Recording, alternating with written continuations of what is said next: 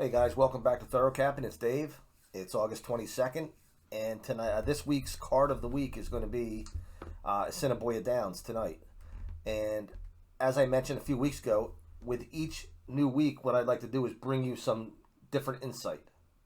And really, it's for you to decide how you want to use that insight, if you want to use that insight, and whether or not that insight is contributing to making it easier to evaluate our grids here, and is it actually pointing us in the right direction as well.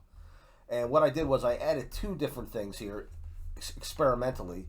One, I added my own little race shape chart or grid to each of the races tonight.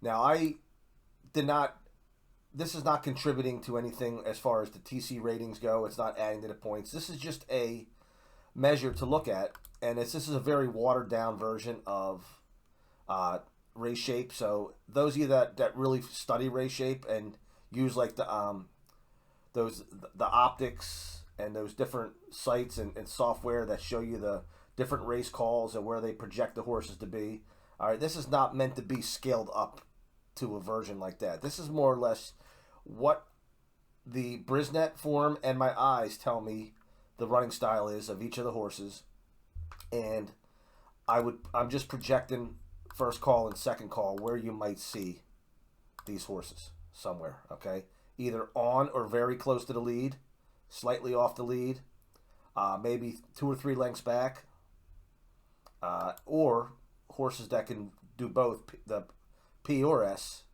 could be 3 lengths back, or they could be 4 or 5 lengths back, maybe 5th or 6th out of a field of 6 or 7 at the second call. And what I wanted to use this for was just to get an idea and gauge on when the E column is loaded, do we see somebody else winning the race, even though the E runners are maybe finishing well, showing up well in the grid. Okay, for example, in race number 2, we have the 2 horse, which is a class dropping speed horse. He's also going to be challenged by the 3 and the 5 in this race. And I'm not saying, again, even if he was on the lead alone, he could still falter. But I'm basing it based on what I have here from the PPs. I want to see if this 2 horse is challenged, and if he tires out, or if he's able to, despite the challenge, is he able to still overcome that and win the race? Or does somebody from back here take over late? I also added back class. Okay, in back class, I'm going to show you guys with the PPs what I did for back class. Back class are, I'm going to go jump to race number 2, and I want to look at race 1 for a second, even though I didn't really look at it. With back class, what I'm doing here is I'm looking at today's level. Today's level, for example, this is an open, no condition, $5,500 claiming. Okay, it's for open company. It's not limited to fillies. It's not limited to state breds, and it's also, there's no conditions like a non-winners of 3, non-winners of 2, non-winners of 1 in the last 6 months or so on. It's open. It doesn't matter what type of string of victories a horse is coming off of. Everyone's allowed to be in this race. And what I'm doing is I'm looking to see how many of these horses have actually won at this level or better within the last year. So when I go, or close to a year. So when I look at number 1, recently, no.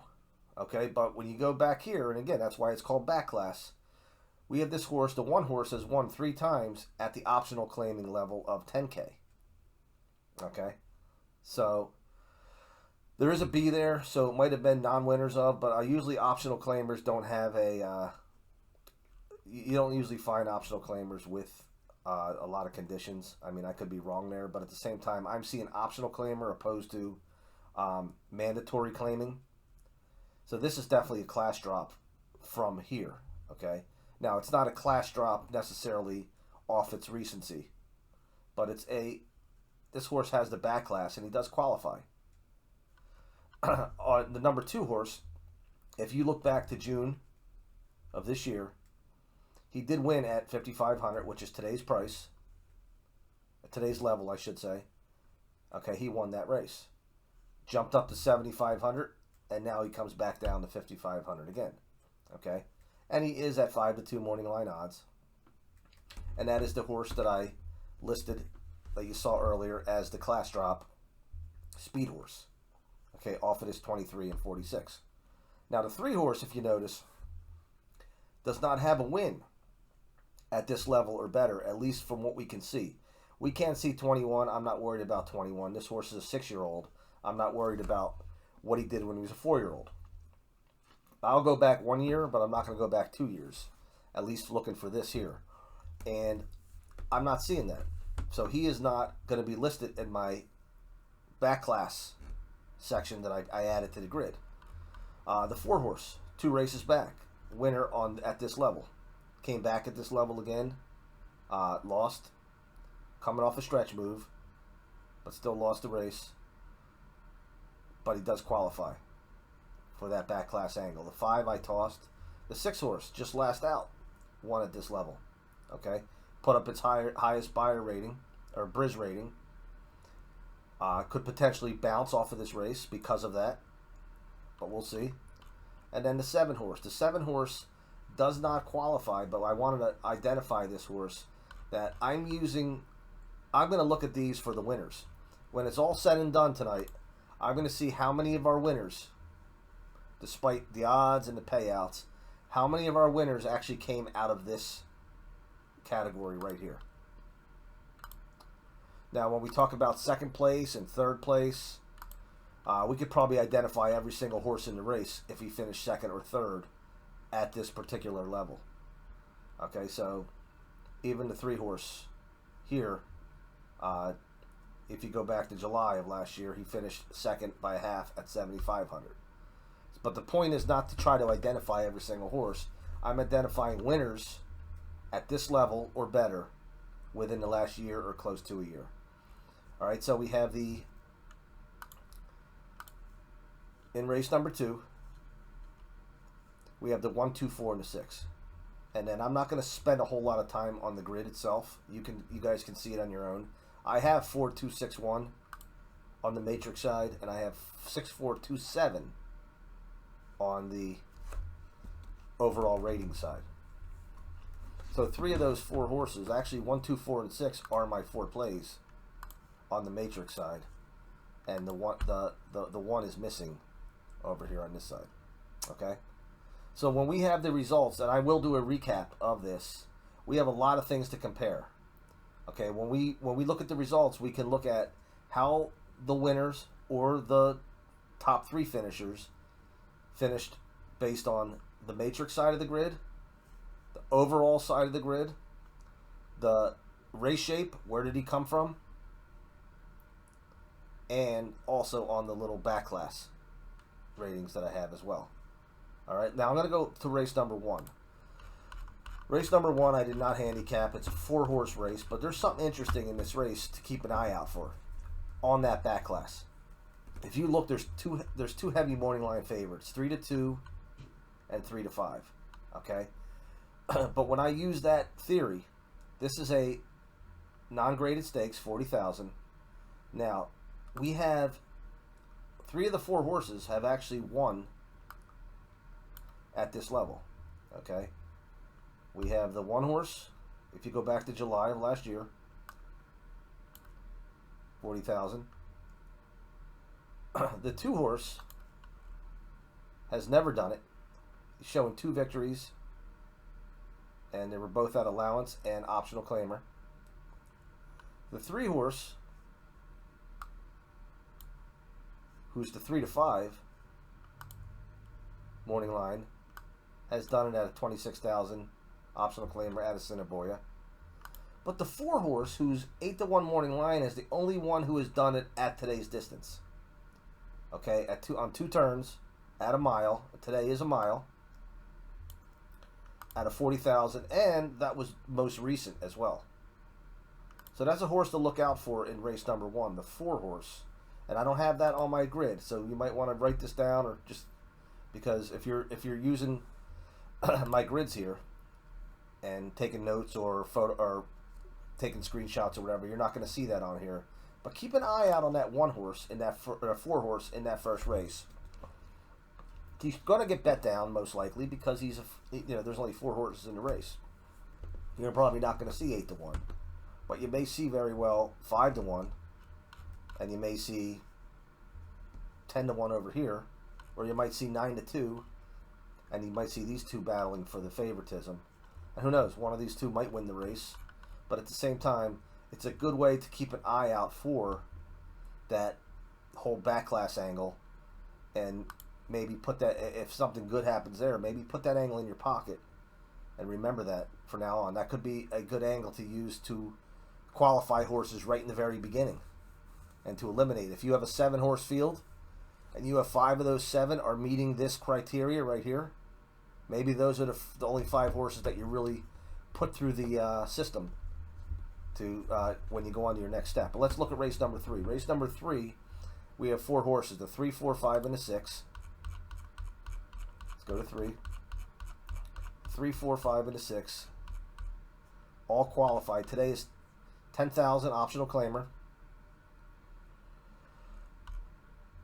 And we have the 3 horse back in October of 22, less than a year ago, won at 12,000 optional claimer. Now that was at another track, and this is where things get a little dicey because I don't know where that track is. CML, I don't even know what that means, and a 12,000 claimer there might not be as high of a level as a 10,000 optional claimer here. I don't know, but I have to assume it is, okay, because these are all like lower level B level tracks, so one can't be that much better than the other. I mean, I could be wrong. The 4 horse at Woodbine back in December, optional claimer 10,000. The 5 horse has done it twice, both at Assiniboia Downs. Optional claimer 15, optional claimer 10, won both times. 6 horse, last out, this level. Top buyer figure on the year, not lifetime, but on the year. Could bounce, maybe not. 5-2 morning line odds. When you see that, it's the type of horse that you kind of hope bounces, and you're able to find value with somebody else. The 7 horse does not qualify. Okay, I did not give this horse a nod because of the fact that it was not an optional claimer. It's a claimer 10,000, non-winners of 3 lifetime. Okay, and as you can see, some of these other horses have a lot more than 3 wins lifetime. We have 8 there, 7 there, 4, there's a 3, there's a 7. Okay, so those are some things that's important to look for when you're looking at those conditions to determine whether it's a class drop or not. Okay, if this was a $12,000 claimer, non-winners of 3 lifetime, or 15,000 claimer, let's say, non-winners of 3 lifetime, that is not a class drop down to today. This is an optional claimer, 10,000, which is never won a race other than a maiden, a claiming, a starter, or restricted. So which means horses in this race could have won 7, 8, 9, 10 claiming races and still qualify. Okay, but if they won an allowance race, they don't qualify, or better, a stakes race. That's what that means when it says other than a maiden, a claiming, a starter, and so forth. Okay, so make sure you read these conditions if you're using this particular angle to find some contenders. So we have the 3, 4, 5, and the 6, or the 4 here. This is the race shape is pretty spread out. 2, 5 look like they're going to want the lead. 7 can run off the pace. 6 horse likes to be in the middle of the pack, and the 1 and the 4 have shown that they have run decent, both in the middle of the pack and back of the pack. And the 3 horse looks like he wants to be in the back of the pack. The qualifiers class wise 3, 4, 5, 6, and I have 6, 2, 4, 3, and 6, 2, 4, 3. Okay, so this will be an interesting clash or competition between. We don't have the 2 showing up over here, but we have the 2 showing up second on both sides here. So does the 2-horse. If the 2-horse wins the race, I'm not saying that this is out the window, because there is no 100% guaranteed angle ever that you can be able to use in this game. But at the same time, it would be a strike against here as well. Now, race number 4. Race number 4, I'm going to spend my time right here. I have a lone speed horse that's on the drop. Now, initially, I prematurely went and struck this horse out right in the very beginning, because I was thinking about what kind of figures am I going to be able to pull off of these horses here, this horse here, when I started doing the math in my head. This is a mile race. But then, as time went on, I went and I saw that this horse is going to be the speed of the race, most likely. 23-2, 47-2, at Assiniboia, at today's distance, in a non-graded stakes, 51,000, drop into an optional claimer, 15,000. So right away, and I already made too many marks, so I didn't want to go and undo until I got rid of that line. So ignore that line right there, and take a look at the fact that this horse is, and you'll trust me on this, when I did my identifying the speed of the race, he definitely is going to be most likely on the lead. He is a drop down in this race, along with one or two others. Okay, one other actually. The 2-horse coming out of the same race. But you look at that back class. He has it twice. Okay, 7.5 furlongs, which is comparable at Assiniboia Downs to the mile distance. 57,000 non-graded stakes. And you go up here to mile 16th. Here's another non-graded stakes where he has won. And both times he won on the lead. Now, he threw in a clunker last time at this distance. I mean, at this distance, but at a non-graded stakes level. But did we really penalize him? He's moving down to an optional claimer. Now, if you look at my grid, I didn't run his numbers, but I did identify the fact that he is the lone speed in this race. He is dropping in class, and he does meet, along with the 1-2-5, the 2-5 and the 6, he does meet that back class angle. So eyes out, and I even threw him in here to make sure to remind myself to keep an eye on that one. I have 7-3-5-1 in the overall side of the grid. 7-horse has a lot of qualitative data going for him. He's double move, trainer rating, and taking a weight allowance, which gives him the top rating on this side. So this is be an interesting race. And again, I don't know how many of these races I'm going to be actually playing live, but I will be keeping an eye out on results and making sure I make an accurate identification of the results. Now, race number 5. Race number 5, we had 5 horses, 3, 4, 5, 7, and 9, that met that back class angle. And race number 5 was a 5,000 non-winners of 4 lifetime. Now, here's what's interesting. When you're using this back class identification, you're not going to find any winners at this particular level because they wouldn't qualify for today. The 5,000 non-winners of 4 lifetime. You'll see horses that have run at 5,000 non-winners of 4, such as right here, but they didn't win, because if they did, they wouldn't qualify for. They most likely they're going to have 5 wins now, and they wouldn't qualify. Every now and then you will see that. You'll see a horse that only has, for example, 2 wins, and the trainer was confident enough to move him up for the higher purse, and put him in the 4 lifetime, and he wins. But still, he still only has 3 lifetime wins, so he still qualifies for this level one more time. Okay, but that's when you have to go up here and check and see.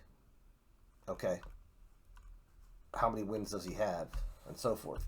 But if you look and see the horse I identified, the 3-horse, I identified the fact that it's a drop in claiming price, 10,000.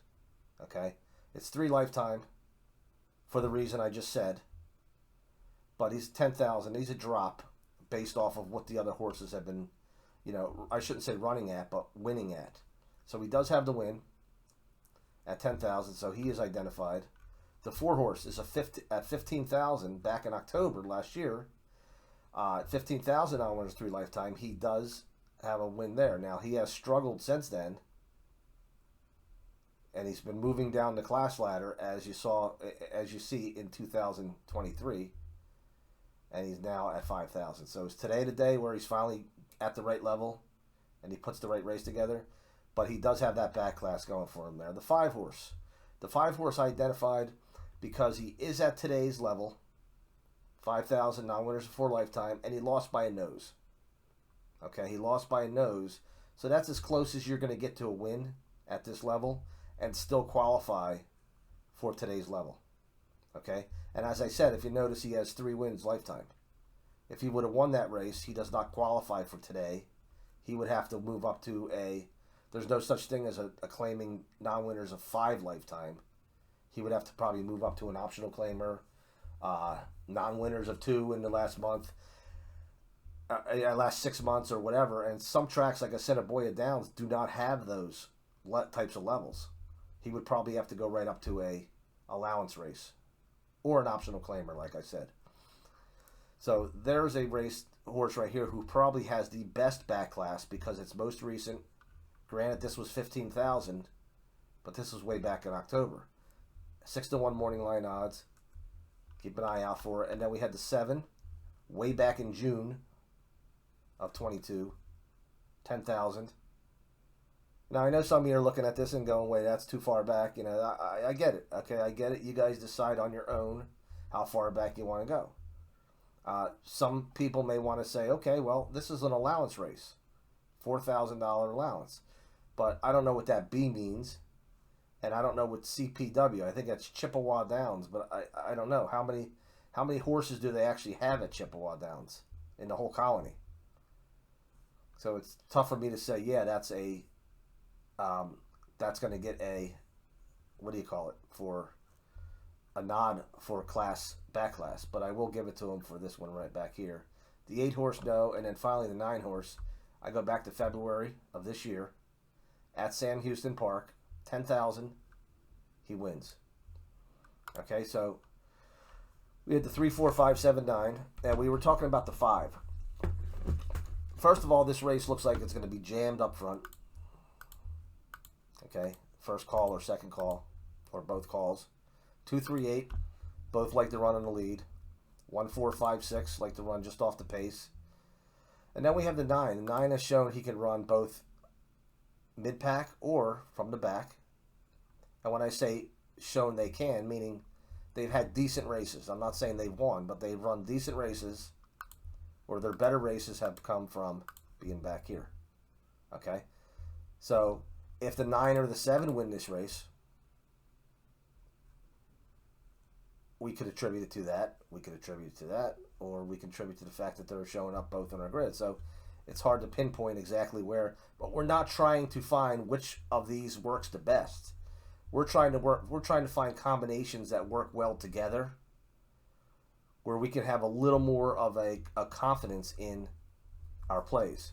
But if you look over here, I have a 1-7-9-2. The 1 is actually on top of both on this side. And I did not take this into consideration when I'm ranking right now. I'm just keeping an eye on this. But at the same time, we're looking at the 1 horse being on top and the 7. 1-7-9, 1-7-9, both sides. All right, race number 6.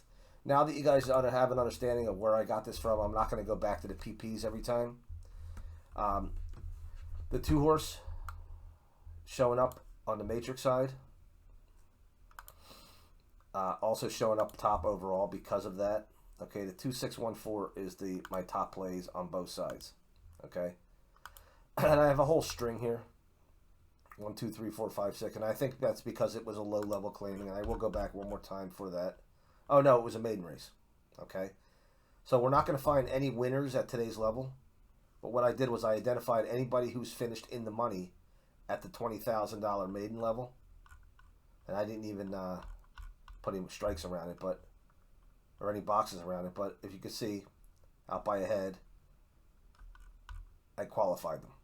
Okay, so that was a tough angle. The only one that did not qualify was this horse that was coming off of, I think it might have been the 5 or where are we at here? Yeah, it was the 5. The 5 horse. I mean, he didn't do it. He hasn't done anything at the maiden claiming level, let alone 20,000. Now, granted, he's coming from Turf Paradise, but I haven't found that these Turf Paradise shippers have done well at Assiniboia. And this is the first year I started playing Assiniboia. I really wasn't playing. This is the horse, the 7 horse, who has a second here by a neck, but that was at a maiden claiming 10,000.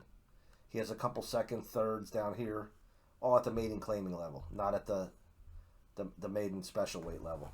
So he was the only one that did not identify in the back class. Race number 7, class 2578, 2583 on the matrix side, 2835 on the overall side.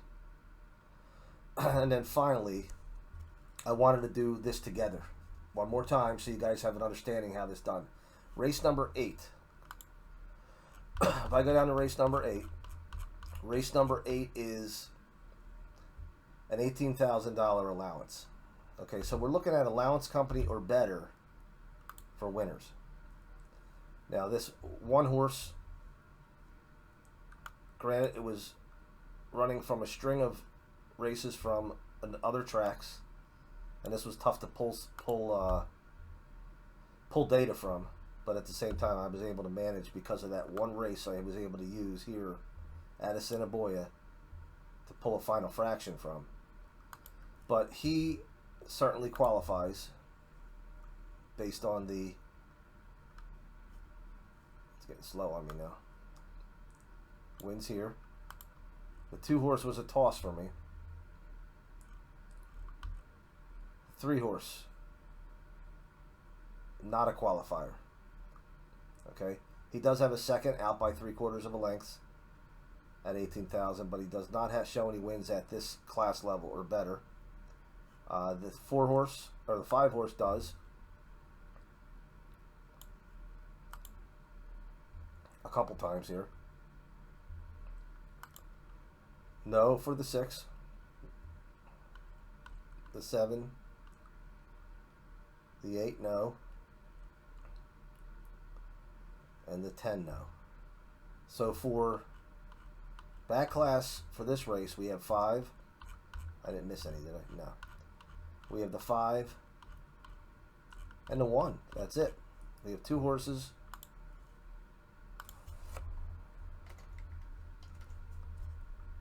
The 1 and the 5. Okay, and the 1 is our top play in this race. The 5 did not show for us here, but again, if the 5 wins the race, we can attribute it now to the back class factor. And again, it takes a lot of sample sets to determine how effective it is, but at least we might be able to get an idea tonight on using this to identify contenders right in the very beginning, so it cuts down the handicapping process even more, especially for those that are still taking a lot of time to figure out the figures and everything. Anything you could do to find a way to shorten that time without cutting the corners too much and eliminating horses that you shouldn't be eliminating, tonight will be a good test on how effective the back class is. Okay, and again, as you saw, this does not affect the ratings or anything. This is just something we're going to keep an eye on for now. All right, thanks for tuning in, and I'll talk to you soon.